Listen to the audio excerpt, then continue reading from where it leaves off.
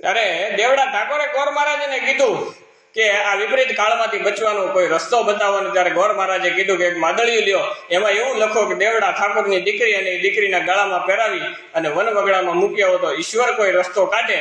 અને ત્યારે દેવડો ઠાકોર એટલું કહે છે, કાંઈ વાંધો નહીં ગોર મહારાજ, આજે રાતમાં જ એ કાર્ય હું પૂરું કરાવીશ. અને પછી ગોરદેવને કહે છે કે હવે તમે જઈ શકો છો.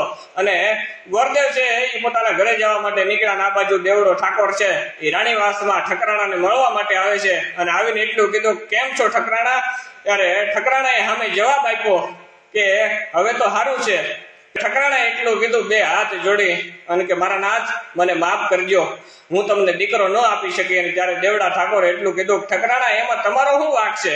આ તો મારા કાળજે લખેલ કર્મનું લેખ છે કે મહારાજ જો આપણી દીકરી. મહારાજે એટલું કીધું કે હું બાપ છું, જોયા વગર તો નહીં રહી શકું. ગોરદાએ એની